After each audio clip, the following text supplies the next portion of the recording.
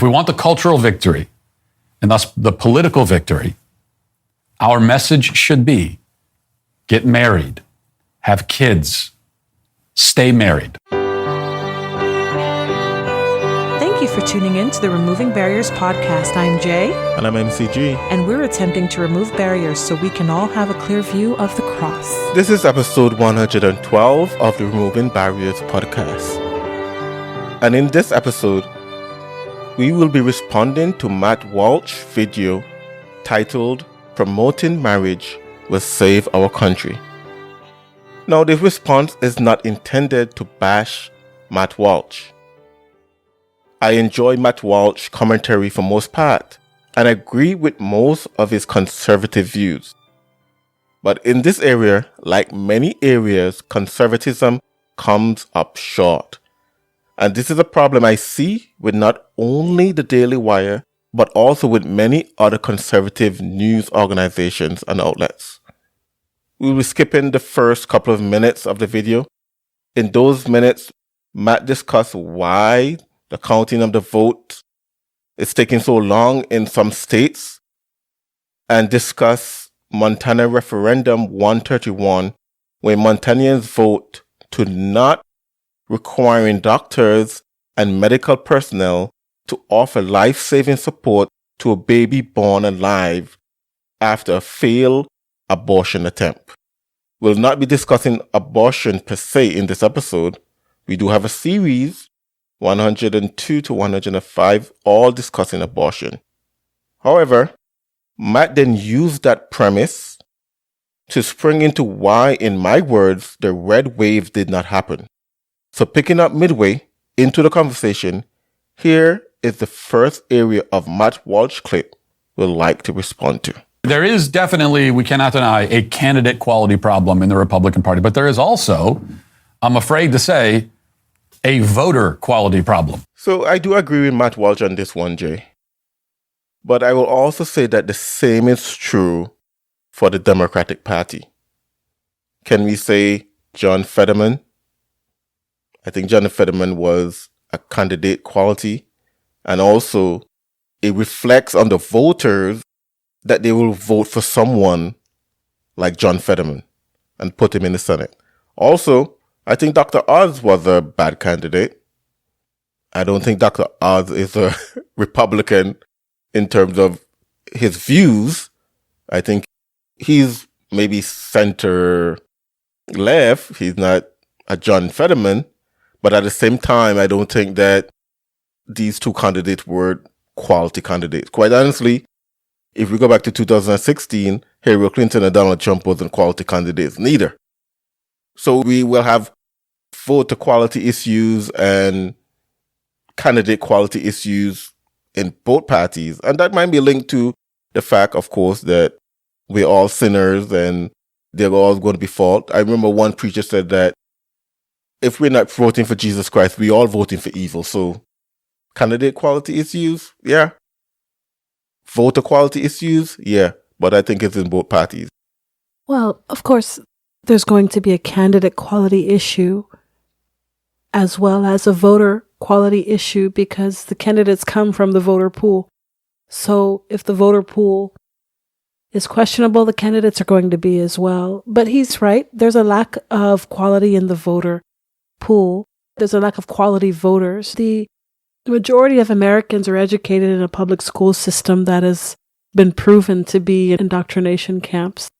That's not to say that there aren't teachers and institutions out there trying to do the right thing, but for the most part, the educational system in the United States is abysmal in preparing the next generation to understand how their own country works, to help pass down the values and the morals that would make a better voter pool from which the candidate pool can be drawn. And furthermore, the influence of the church in the United States has been so greatly undermined and marginalized and diminished that naturally it will show up and reflect in how the voters vote and how the candidates promote themselves or campaign to be selected. There was a time in this country when there was a general consensus of the Bible being the foundation, God being the ultimate king, the ultimate one to whom we defer and to whom we submit. But that's no longer the consensus in the United States now. And the United States is almost thoroughly a secular country. And so naturally that's going to show up in, as he's the candidate pool and the voter pool. So the situation is to the point in this country where the people that we see speaking up against the far left agenda are Catholics, Orthodox Jews, agnostics. They are the leading voices that are countering some of the craziness we see in public discourse today. We discussed this with Brother Tall in the episode about Christians and conservatism. Bible-believing Christians who believe that the Bible is and ought to be our foundation and that Christ is King. Their voices have been, for the most part, excluded from public discourse. So that's going to be a problem if we're talking about voter quality or candidate quality. Now, as far as the red wave not happening, there's a lot that went into that not happening. But the issue about candidate quality is along those fronts. Yeah, I do agree with what you're saying. I think also that one thing that happened, and the Democrats do this a whole lot better than the Republicans, regardless of the quality of the candidate or the quality of the voter, they are able to get their voters to turn out. And I think that might be two reasons for that. I think one of the reasons is accessibility, and the second reason might be finances. Accessibility meaning that the larger Democratic voters tend to live in cities. So you can reach a lot of them very quickly. You can be more efficient with your outreach. Exactly. Whether they want to go and knock on doors or pass out flyers or whatever case may be, that is a lot faster and more accessible. Finances, I think Democrats raise millions and millions of dollars more than the Republicans. Why is that so? I didn't dig that deep into figure out why Republicans cannot raise as much money as Democrats. I guess that could be a whole different topic. But I think those two issues are maybe some of the issues why you see maybe there's a larger turnout for the Democratic Party as opposed to the Republican Party. And also, of course, dare I say, the changing of voting laws and mail-in ballots and whatever the case may be. I'm not accusing anyone of cheating, I don't know. But I'm just simply saying, when you can stay at home and shed in a square and drop it in the mail, rather than to go and stand in a line for how many minutes you have to stand before you can vote, they're going to get a lot more people to vote. And because they're more accessible to their voters, well, you don't want to go to the polls? Well, fill this out, sign it, give it back to me, and I'll drop it off for you. I think it was shown during the midterms that a lot of the Republicans actually vote in person, while a lot of the Democrats actually vote by mail. So I think that's true. And the funny thing is, I think it's somewhat similar, dare I say, to evangelism. I remember I was talking to a young man who goes to a rural church, and I was telling him that in about an hour time, I can knock on 20 to 30 homes in my area. And he said in that same time, he will knock on about 5 doors because they have to drive from door to door because every property is 5 to 10 acres and they drive from one property and they drive a mile or two to go to the other house. It's way different. And those areas that tend to be as well heavily Republican. So here's another thing too, though. With Republicans, for the most part, and I'm not saying Republicans exclusively, but generally, people who are to the right of center, they just want to be left alone. They have those values of each person having their voting along the lines of their conscience. You vote your way, I'll vote my way. There's no need for us to get in each other's faces. There's no need for us to kind of come to blows or come to fists. This is just the democratic process. Those are values that the right has. The right is content to just say, okay, I'm going to vote like this. You do you, I'll do me. But the problem with the voters on the left is that their voting or their values they include shutting up opposition or persecuting opposition. And so we see, for example, that you said people on the left, they can mobilize their base to get out and vote more. And they can mobilize their base to get out and demonstrate more as well. You'll never see a Republican out there holding signs and demonstrating for them. They don't do that sort of thing. They keep their heads down. They go to work. They come home. They're not out there demonstrating or anything like that. For most part. For the most part. Although January 6th, we saw them demonstrating, but then they've been pushed far at that point, and they felt like they should say something or do something. But because it's so hard to galvanize the base, because they are laissez-faire about these types of things, as opposed to the left that will organize and demonstrate at the drop of a hat. And so all of those things kind of come together to make it a lot more difficult to show up at the ballot box. I'm making any sense about that. It's hard to get the right fired up to do anything. Yeah, I definitely agree with that. So candidate quality and voter quality. Matt Walsh continues. Now, the results of these referendums and of the races themselves can largely be explained by and blamed on, I suppose, two often overlapping groups, and that would be Gen Z and unmarried women. Now, it's been widely discussed and comes as a no surprise to no one, I assume, that Democrats won the Gen Z vote by about 2-1. But the unmarried woman factor is, I think, most notable. As the Daily Wire reports, quote, unmarried women voted Democrat in the 2022 midterm elections by a significant margin, according to exit poll data. Compared to married individuals favoring GOP candidates this year, a CNN exit poll of 18,571 total respondents found 68% of single women mark their ballots for Democratic politicians, a 37-point margin over the Republican Party.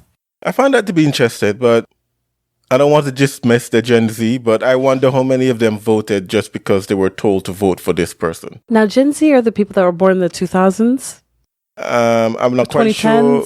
No, I think it's early 2000s. I think early it's 2000s. after the millennials. I think the last millennial, isn't that like 1991 is like the cutoff date to be considered? I think it's like mid-90s, but I'm not quite sure. But whatever the case is, they are the generation now that's after the millennials.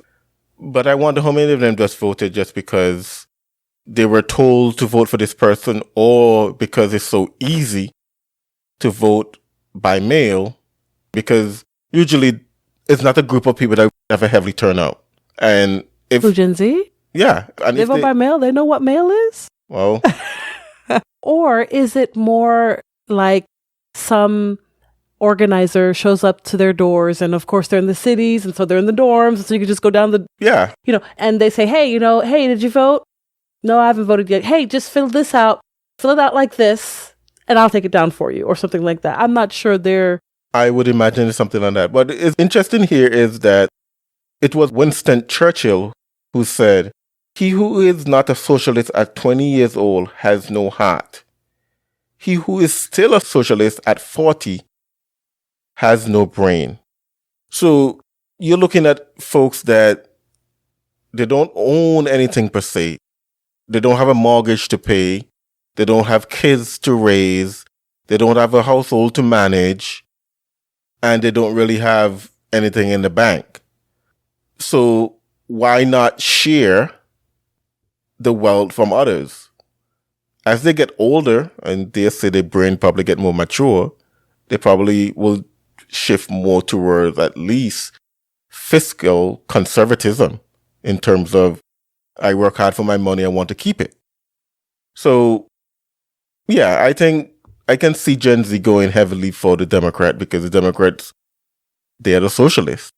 The single woman, this one kind of surprised me, but I think that the conservative news outlets widely report that abortion probably wasn't going to be a big issue, and I think it became a bigger issue than the Republicans thought it would be. The overturn of Roe v. Wade became a bigger issue for this midterm compared that if it did not happen. Of course, I'm not complaining that it happened. I'm glad that Roe was overturned, but I think we are seeing now that there was a voter base that was mobilized because of it.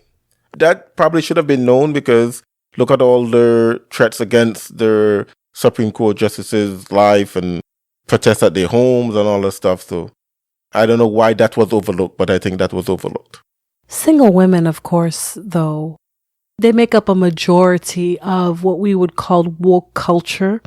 You could throw Gen Z in there as well, but a lot of people who buy into woke ideology are these unmarried, suburban, I hate to say it like this, but suburban white women who college educated, they've gone through the indoctrination camps that we call colleges. Many of them believe the woke ideology, but because they're unmarried, they don't have, this is probably an overgeneralization. So they're not married. Let's say they don't have children, or they do have children and they're bitter about how difficult it is to be a single mother. And so they vote along those lines, or they never married, never have children, but that maternal instinct that has never gotten a chance to materialize, that they would exercise over their own children. They feel like they have to exercise over other people's children. Perhaps, I'm not sure what the thought process is. There's a lot to look into. There's a lot of factors that perhaps we are overlooking. I'm probably going to sound like I have a tinfoil hat on right now, but perhaps one thing to look at is the prevalence of the use of birth control among women. And this is a Pandora's box that I haven't even begun to open yet because I never used that stuff. But there are many studies and many professionals and scientists that have looked into the link between birth control and how it changes the female mind and what happens when you get off of it and how you change.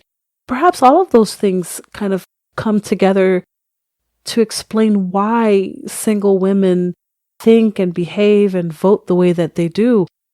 Being told your entire life that if you pursue your career aspirations and your educational aspirations that you're going to be happy, and so these women pursue it and they get to the end of they reach their goals, but they have no family, they have no children, they realize that they're not happy. That's going to take an emotional toll on you and cause you to think and react a certain way. Or perhaps it's looking around and seeing everything and feeling that it's all men's fault, which is what we hear them say about the patriarchy and all that sort of thing. All of these different things can coalesce together to create an environment or create a situation where a single woman would think that it's a good idea to vote for someone on the left. I guess what I'm getting at is I don't think you can point to one single thing as to why single women vote for these people that are running the country into the ground. Well, I didn't look up the stats on this, but something interesting we should point out as well, because studies have shown this. There are only 3 things that you need to do if you don't want to be in poverty.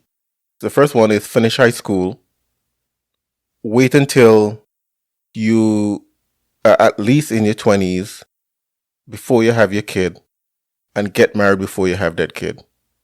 And those 3 things are done.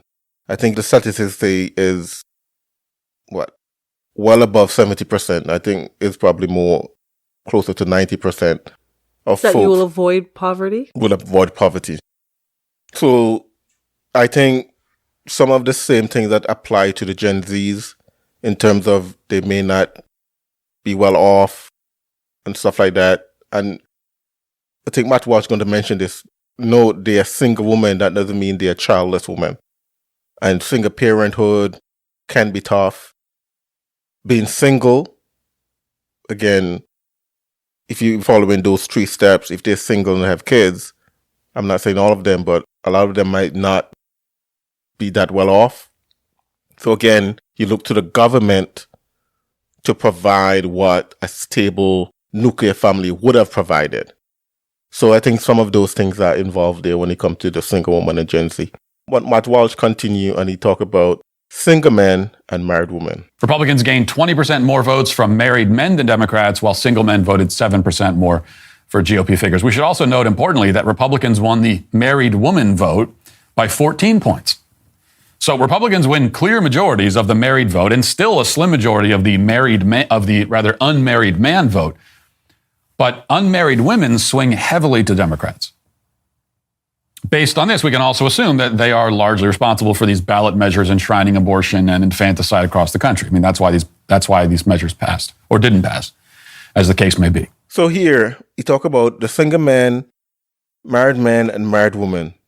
As I said earlier, I think that the abortion issue was a much bigger issue. The overturn of Roe v. was a big issue. But also, I don't even remember this, but in episode 102, Pastor Todd gave us a stat where he said 85% of abortions that take place in this country are by women out of wedlock. So that again points back to the fact that single women were more motivated than married women. Yeah, so of course we know married women also have abortion, but it's a much smaller percentage compared to the 85% of single women. And I think this also is worth mentioning because the Democratic Party tend to believe that if you're married, you're going to vote like your husband votes. So the married woman is usually voting following the way her husband votes. Now, I wouldn't say that's a bad thing. You know, of course, a woman have a mind and she can vote the way the Holy Spirit is leading her. But also, as the head of your household, I don't see anything wrong if the man say, hey, this is the direction and this is the way I think we should vote. I personally don't do that. I don't think I've ever told you, hey, what party should vote for or whatever the case may be. Have you ever voted for a party or for a candidate just because I was voting for that party or candidate? You will never know. I'm kidding. No. You've never given that impression. You've never made that requirement. But like you say, especially in this particular, the climate that we're in now, it wouldn't be beyond the realm of the responsibility of the man or the wisdom of the man leading the house to say, okay, I don't care who you vote for, but this is the general way that we're going in terms of voting. In other words, we're not voting for any leftists or anything like that. So, like, for example, if you wanted to vote for, I don't know, say Trump, DeSantis, Marjorie Taylor Greene, who cares? We're not actively going to support the platform of death that the Democratic Party seems to have become now. If a husband stands up and says that in his household, I don't think that's something that would be beyond his authority and maybe in some cases responsibility to do. Yeah, and I think married men will probably lead more Republican just because of the opposite of what I said before. Right. They have a household to manage. They have a mortgage for most part. They have kids. So you can understand why they lean Republican. Also, he talked about the single men. They also lean Republican. And I think one of the reasons for that is because I think they're heavily marginalized. Yeah, the Democratic Party has demonized them. Especially men who are white, straight, and identify that way. They're marginalized, and the Republican Party seem more welcoming to them than the Democrats, to be honest. That's why so many of them, you notice, they started this online trend called Men Go Their Own Way, and many of them cleave to people like Kevin Samuels or Andrew Tate.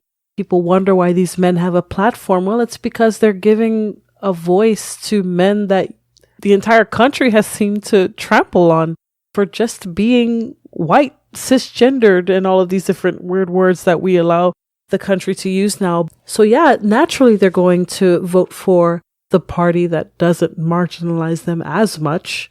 That would make sense. Yeah. All right, so Matt Walsh continue talking about kids in single-parent home. The good news for Democrats is that the number of unmarried women in the country continues to increase year over year.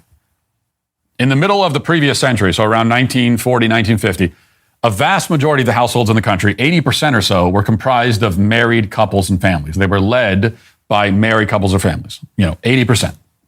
That number fell to around half by the end of the century. So around 2000, we were about 50% of households were led by married couples. And within a decade after that, around 2010, it fell to less than half. So now a majority of households are not led by married couples. And this is a first in recorded history. And the trend continues rapidly in that direction every year. This is very bad news for children, and not just because unmarried people are more likely to vote to strip children of basic legal protections, but also because the children born to these unmarried people, remember, we're talking about unmarried people, not necessarily childless people, not exclusively childless. So any children born to these unmarried people, by every conceivable measure, face greater obstacles. Okay, they'll have a worse time of it. They will fare worse. Children born to single parents are far more likely to have behavior problems, far more likely to have academic problems, far more likely to drop out of school, far more likely to get expelled, far more likely to end up in prison, far more likely to end up on drugs, far more likely to end up homeless, far more likely to fall victim to violent crime, on and on and on. It is extremely bad for children and for society to abandon marriage. That's just the fact. But as is so often the case, what is bad for kids and bad for the culture is really good for the Democrats. You know, the Democrat Party is a vulture. You know, it feasts on the carcass of decaying civilizations. So I have a lot to say here. I think that Matt Walsh hit the nail on the head with some stuff, but I want to go back a little bit because what is happening here? Well, first we have the removal of the Bible and God, Jesus from the schools. Then there was the welfare state in the 60s. Like Larry Elder said, women, especially black women, were encouraged to divorce their husband and marry the state. Then there's the lack of evangelism and the resting on our laurels by Christians. Then there arose a generation that did not know the Lord. That is a slippery slope that we are talking about. The Christian church, Bible-believing Christians, allow the government to remove the Bible and God, and I will say God, I'm talking about Jesus Christ because many other gods are still allowed, Jesus is not, from the schools. Then we have the welfare state where the Democratic Party started to destroy the family. Little word done about that. Divorce your husband, marry the state. Then the lack of evangelism or the lack of the fact that realizing that the spiritual underpinning of the country is changing, the culture is changing, and Christians still, well, I'm good, I am enjoying my freedom, and the lack of evangelism, then there arose a generation that did not know the Lord. And the thing here is not that the Democratic Party do not know these stats, because here is former President Barack Obama talking about them and talking about the dangers of fatherless homes. They know it. They just decide that it's not in their best interests. Of all the rocks upon which we build our lives, we are most dependent on the family. The family is that most important foundation. And we are called to recognize and honor how critical every father is to that foundation. But if we're honest with ourselves, we'll admit that too many fathers are also missing. Too many fathers are MIA. Too many fathers are AWOL. Missing from too many lives and too many homes. They've abandoned their responsibilities. They're acting like boys instead of men. And the foundations of our family have suffered because of it. We know the statistics that children who grow up without a father are 5 times more likely to live in poverty and commit crime. They're 9 times more likely to drop out of school. 20 times more likely to end up in prison. They're more likely to have behavioral problems or run away from home or become teen parents because the father wasn't in the home. So there you have it. Former President Barack Obama sound like he's listing things that Republicans would be screaming from their hilltops about the importance of a father in the home, aka the importance of the nuclear family. According to the Family Research Council, children raised by their own mother and father in a committed marriage are happier, experience better mental health, and are more prosperous. Before the welfare state in the 1960s, only 22% of black kids were born in a single parent home. Today, it's about 77%. Today, when you include all races, is well below 50% for all people groups. It is also interesting to note that according to the Census Bureau, among the 130 million households in the United States, only 17.8% feature married parents with children.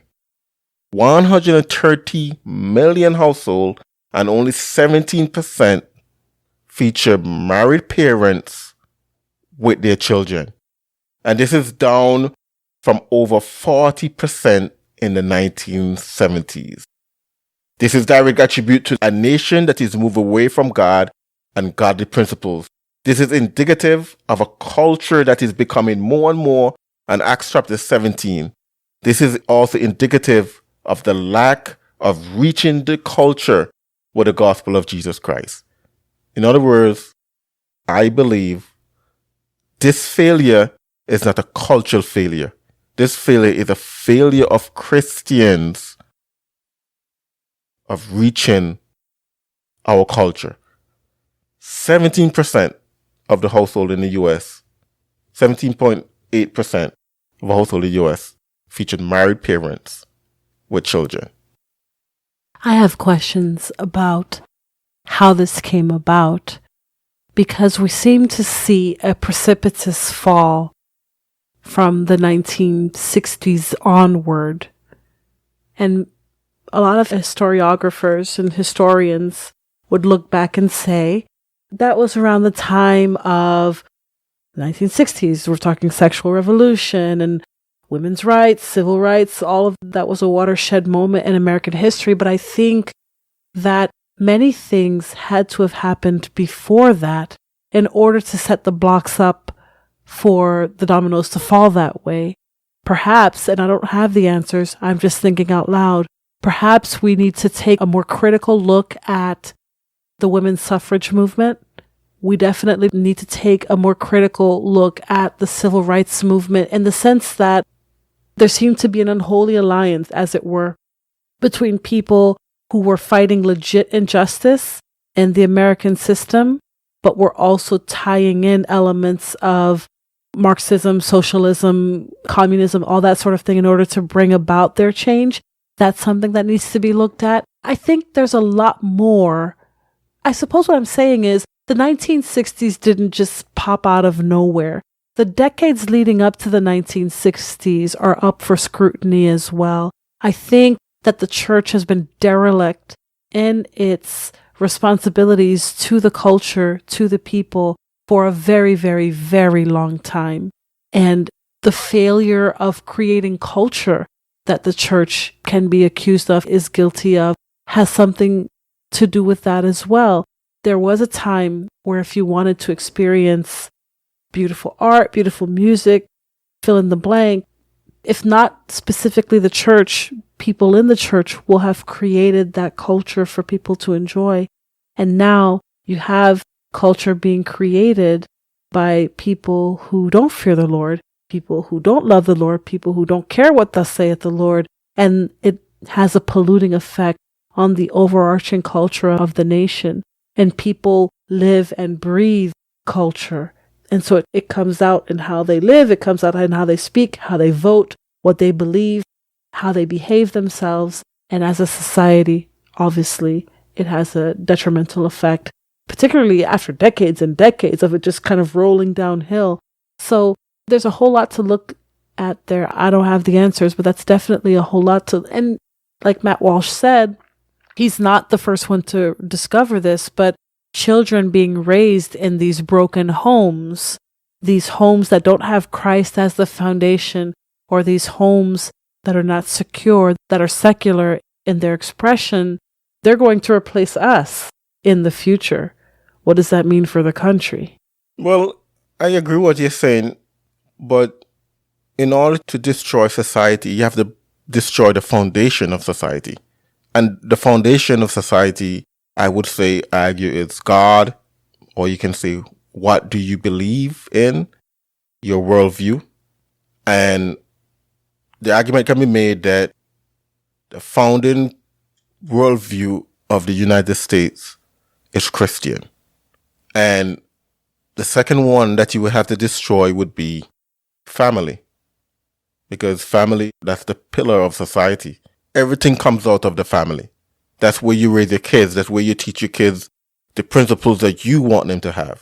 If the state has taken that over and the state is destroying the family by incentivizing women to divorce their husband, I think that's where it started. I'm sure there were ripples of it coming down before the 60s, but when in the 60s, when a lot of things happened in the 60s that we are seeing the fruits of today. You mentioned the sexual revolution, all that's a part of it as well. So I think all that helps destroy what we had and is now replacing it with whatever men think in his heart, quite honestly. Why do people say that the family is the foundational unit of a country or of a society? The reason I ask that is because perhaps we don't quite realize what we're saying when we say that. If we say that the family is the foundational unit of society, then that means when there's a crime committed, you go after the family. You don't go after the individual. Why don't we say instead that, yes, God, the Word of God, should be the bedrock of our society, but then each individual person must be all that they should be for God, all that they should be according to the scriptures, so that when they get married and they establish a family, that unit is strong. And from there, a bunch of families come together and build up a society as we... You can't get away from the family, though. No, you can't get away from the family. And that's the first thing God instituted, was the family. Yes, but if the individual is weak, then it's easy to pick the family apart. When the serpent picked apart the first family, he picked Eve off first, and she brought Adam down with him. Like, he didn't go after... I don't think your theology is right there. I remember the Bible tells us that Eve was deceived, Adam wasn't. It was a failure of leadership on Adam's part that caused what happened. So the family is still to be blamed. Yeah, of course, right. I do remember that. Of course, right. if someone commit a crime, no, you're not going to punish the family because, you know, a 20-year-old man or whatever, even if he was a 5-year-old kid, you're not going to say, Dad, it depends. But yeah, you're right. But the family is the foundation because that's where you're going to teach your kids, that way your kids learn. Remember, the Bible gives the family the responsibility to raise and teach the kids, not the state. Yes. So whatever principles and all these things that the kids are going to grow up with, the family is going to institute that. Of course, we have a sinful nature as well. So they're going to, at some point, choose for themselves and make decisions for themselves. But that doesn't remove the family as the pillar of society that is absolutely needed if we're going to maintain some level of godliness in the society. Yeah, you're right. You're absolutely right. That's how Christian values and even whatever moral precepts that you have, those things are passed down through family. Yeah. So Matt will continue and he's talk about the nuclear family. Now, it's easy to see why the Democrat Party is determined then to undermine marriage and destroy the nuclear family. You can see why the left is openly hostile to the nuclear family, why they have declared war against it.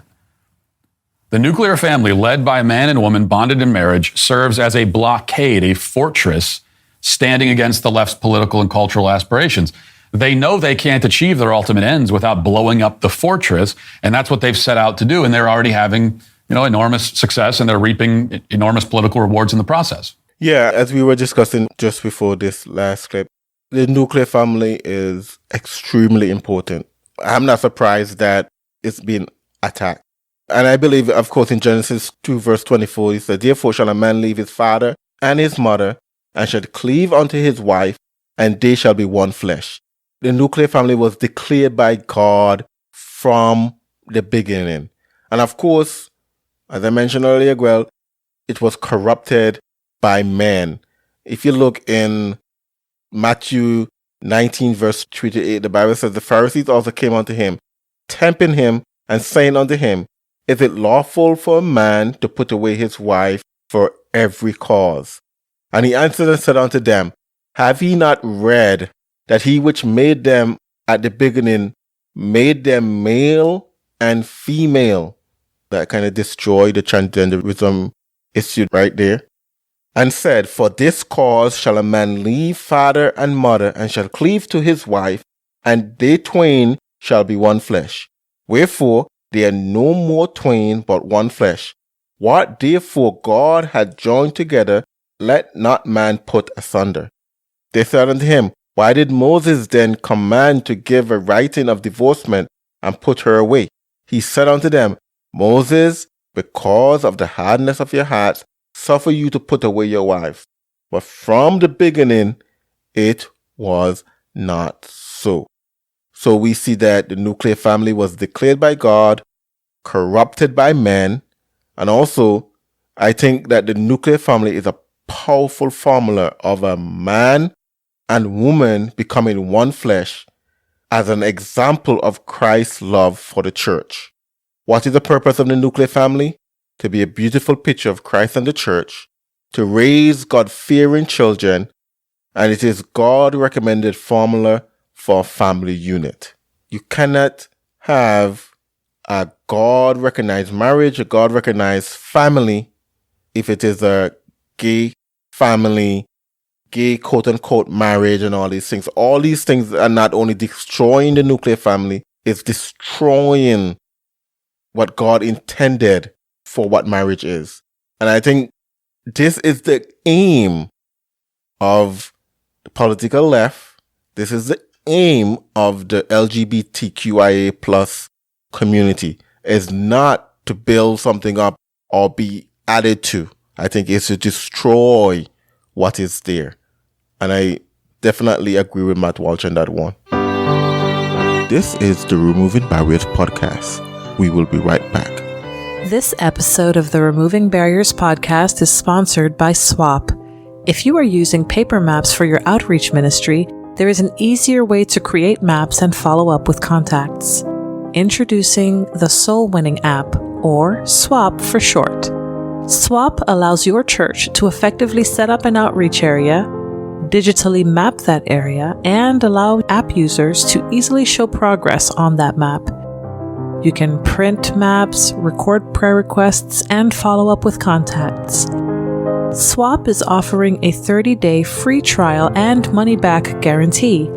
Go to thesoulwinningapp.com or theswap.io to sign up today. Swap, the only outreach software designed specifically for soul winning and soul winners. Now, why do unmarried people, especially women, tend to favor Democrats? That's obvious enough. Marriage and family life will tend to make you less selfish, tend to make you less obsessively focused on your own desires, tend to make you more invested in the future, more grounded, right? In a word, more conservative. Selfish, shallow people will naturally find leftism more appealing, and they're also more susceptible to manipulation. What's more, when you're single, you're more vulnerable, and that's more likely to be dependent on the government. Democrats know this, which is one of the primary reasons they oppose the nuclear family. Nuclear families need less from the government, typically, and therefore are harder to control. The more reliant you are on the government, the more you can be controlled. The easier it is for the Democrats to extract your vote. Unmarried women in particular, if they're sexually active, are going to be more likely. The Democrats can get their vote, manipulate them, use emotional blackmail to get their vote with the abortion issue, because they're more vulnerable, and because they're not married. If they have a kid, they're more likely to see it as a crisis, because they're not married. Now, when you're married, and there are still married couples that get abortions, which is hideously evil, of course, but if you're married and you have a kid, you're less likely to see it as a crisis because you're married and you have a family, and that's what the marriage. This is what that's all about. Yeah, I do agree with him, and I do notice. I'm not going to add much, but I do notice even at work, the married folks in the office tends to be more ready to go home at the end of the day. And as a software engineer, of course, most folks I work with, within my age group and below, some Gen Z, at the end of the day, they're talking about what happy hour they can go to, what they can do in the town or city or whatever it may be when we were going to the office. And the married folks are kind of like, okay, it's 5:30. I'm heading out of here. They're up. They're ready to go. They tend to care less about happy hour, meetups, and all these other things because at least for myself, I don't think they find their happiness and their social outlet in their work community. Whereas... Because they have families. Right. Single folks tend to do that. Because single people don't have families. And so their coworkers and their friends are their comrades. Right. That's where they get their camaraderie. That's where they get their social interaction. And because they don't have families, they're less likely, well, just in general, they're less likely to be churchgoers. They're less likely to be in that realm of people who think in terms of familial ties and people who think in terms of community, their community or their coworkers or maybe perhaps even their social networks. One thing, though, I want to push back a little bit against Matt Walsh on is the implication that people who are not married are selfish. They don't see themselves as selfish, though. Like if we were to try to convince them to see things from the conservative perspective, we wouldn't get very far if we try to paint them or try to get them to see that they are selfish, because they feel like that they are being selfless just in a different way. They are selfless when it comes to, say, care for the planet, for example, or selfless in the sense that they are caring for what they feel are the forgotten people of society, the people who are not in a nuclear family structure. So perhaps implying that they are selfish, or perhaps that they are not as selfless as someone who is married, probably isn't the best way to go. It's a burning of a bridge a little bit, or... I don't know. I think what he was trying to imply, and I think you probably will agree with this as well, is that I think marriage tend to force you to consider the needs of others more than singlehood, especially with kids. You know, they need to eat regardless of how you feel. Whether or not you want to get up at 10 in the morning or want to get up 8. If the kids are up, maybe you have to get up. Well, it depends on the age as well, of course. But I think that marriage kind of bring out in you at least some giving of yourself. True. That singleness may not, because when you're single, who do you have to deal with? You live for yourself. But that doesn't necessarily mean that if you're single, you're selfish. That's why I get what you're trying to say. I'm not trying to convey that. I'm trying to say, so if we say that marriage tends to make someone selfless because they have to consider the needs and the desires of people in their family, other people besides themselves, then we must also be willing to say that marriage increases your chances of becoming bitter because you keep having to put yourself on the back burner in order to care for the people that are within your family as well. I don't think that's accurate there. I think the propensity for sin is still there, is what I'm trying to get at. What I don't want to fall into a trap of what Matt Walsh is doing, and I think the reason he's doing this is because for him, he's addressing the problem at the fruit and not at the root. And so for him, the solution is actually a fruit and not a root addressing of the problem. So whether you're single, whether you're married, I'm trying to say, you still have that propensity to sin. You still have that drive towards selfishness. And if you're not driven towards selfishness, you're driven toward bitterness. If you're not driven toward bitterness, you're driven toward name the sin, fill in the blank here. Well, that part of it is true. But because remember, the title of this video is promotion of promotion of marriage will solve our problems. Promoting marriage will save our country. Which, again, I can understand why he's coming at it from this angle, because he's only addressing the fruit and not the root of the problem. Yeah, but at the same time, I would say, though, that saying that marriage would increase bitterness, I don't think that's accurate. I don't think that's backed by data and statistics, because if you're in a happy marriage, being selfless for your family will not increase bitterness. It will actually increase joy for most part. I'm saying with every opportunity to serve your family, you have a choice. You can be bitter because you have to put your needs on the back burner, and you could serve them with, oh, well, here you go. Or you could serve them being grateful that you have little ones to care for, little faces to clean, that you have a mess to clean up. There are two ways you could look at it. You could be thankful to God for the mess that you have to clean up because that means that you have a family, or it could mean, or you could respond with bitterness and why don't you people clean up around here? Whether or not you're married, my point is you have the option to sin. You have the option to not sin. He's making it sound like if you're married, then somehow that you have more, So you have more sanctification than when you're single. And I don't think that's true. I think he's saying when you're married, you're usually quote unquote happier. And I think that it's proven by statistics. I think that's at least partly what he's saying. You're more fulfilled if you're married and Sure. in a healthy marriage. Sure. But you aren't necessarily holier. That's what he was implying, that you are more selfless. You are more, all the things that he listed as a result of being married than when you're single. It's very nuanced, but I just want to push back against the idea. Because, see, then we go into the issue. We have that problem in the church where the singles sometimes pick any church in the USA, the singles group, they tend to feel like they're in this sort of, like their lives are on hold until they can be married. And sometimes many of them, if you speak to them, they will tell you that people in the church make them feel that way. Like somehow the singles are just kind of in a waiting pool, almost like a purgatory as you wait to get married. And then all of a sudden, okay, now you're married, your life can start. Well, we have to be careful. I know that's not what he's trying to say, but because of how he expressed it, that same attitude, that same subconscious sort of mentality could be presented, could come across.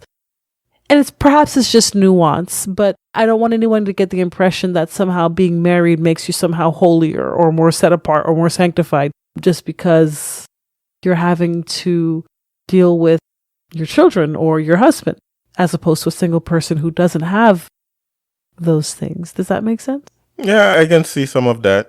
Anyways. And perhaps it didn't even matter, but I just wanted to point that out because the way he made that sound. But anyway. Yeah, here's Matt Walsh's solution to the entire issue. So what does this mean? It means, of course, that our political problem is first a cultural problem. And there is no solving the former without addressing the latter. And there is no addressing the latter if we're going to neglect marriage and the family. You know, for decades, conservatives have looked for ways to win the political game without winning the cultural game. And they're looking for ways to win the culture then without defending and encouraging marriage and the family. And it just doesn't work. It can't. It never will. If we want the cultural victory, and thus the political victory, our message should be, get married, have kids, stay married. Get married, have kids, stay married. In that order. That's the 3-step process. Get married, have kids, stay married. If more people follow that, yes, Republicans will win many more elections. You know, if we were still at 80% married households, then Republicans would never lose a national election again. But more importantly, we will have saved our culture from annihilation. And more important still, people will be living purposeful, joyful lives, which ultimately is the end result that the Democrats are most desperate to avoid. So this is where I most strongly disagree with Matt Walsh. I don't think necessarily we have a political problem. Sure, we see some fruits that maybe we can call a political problem, but I think that the problem is a spiritual problem, not a cultural one. And I think that's where Christians, again, I'm speaking to Christians here, that's where we fall short as well, because we tend to think that the problem is a political problem. Let's vote in the people we want. And again, voting is very important. Go out there and vote. But the problem is not a political problem. The problem is not a cultural problem. I think first and foremost, it is a spiritual problem. It is said that politics is downstream of culture, but also culture is downstream of the spiritual state of the country. Before we experience a political problem or a cultural problem, we would have failed spiritually first. America as a country has moved away from its founding principles years ago. As I said before, the problem is Christians are still living like this country is still under the founding principles. This country is no longer under the founding principles of the founding fathers. We have long removed from that. And Christians still evangelize. They still live their life as if we still have those principles, and we don't, because of the erosion of the spiritual principles of this country, removing Jesus Christ from the school, prayer, lack of evangelism from Christians. That created a culture problem, which at the end of the day created a political problem. The issue is not politics. Issue is a spiritual problem. But let's say I even concede to Matt Walsh and say the solution is to get married, have kids, stay married. How do we get people to do that? How do we get people to get married, have kids, and stay married? Marriage is highly a religious activity. According to the Bible, marriage is a covenant. That's why, again, we reject gay marriage, because what God covenant and what God ordained and what God joined together was a man and a woman in Genesis. So my question for Matt Walsh will be, how do we get folks to get married, have kids, stay married again? This will not happen unless we turn to the root of the issue, which is a rejection of the gospel of Jesus Christ. If we as Christians would obey the Great Commission and saturate our Jerusalem with the gospel of Jesus Christ and see folks saved by repentant faith in Jesus Christ, then and only then will we save our country. We as Christians, obeying the Great Commission, saturating our Jerusalem with the gospel of Jesus Christ, will see folks saved by repentant faith, then and only then we'll save our country. And guess what? If that happens, we will restore the moral fabric of our society, and folks will now see marriage as essential and want to get married, have kids, and stay married. But we cannot solve the issue with conservatism. We cannot solve the issue with politics. We cannot vote the culture away. But we sure can pray and obey the last command given by Christ. Share the gospel. Share the gospel. Share the gospel. See folks turn to Christ and be saved. And then and only then we'll save our country. Because they're not going to return to marriage because they don't believe in it. They're not going to stay married because that's not the example set by their parents. And they're not going to have kids because culture already tells them that kids are a burden. So what can we do? Share the gospel. Share the gospel. Share the gospel. See folks saved. And then and only then we'll save our country. Hi, this is Jay. MCG and I would like for you to help us remove barriers by going to removingbarriers.net and subscribing to receive all things Removing Barriers. If you'd like to take your efforts a bit further and help us keep the mics on, consider donating at removingbarriers.net/donate. Removing Barriers, a clear view of the cross. Thank you for listening. To get a hold of us, to support this podcast, or to learn more about removing barriers, go to removingbarriers.net. This has been the Removing Barriers podcast. We attempted to remove barriers so that we all can have a clear view of the cross.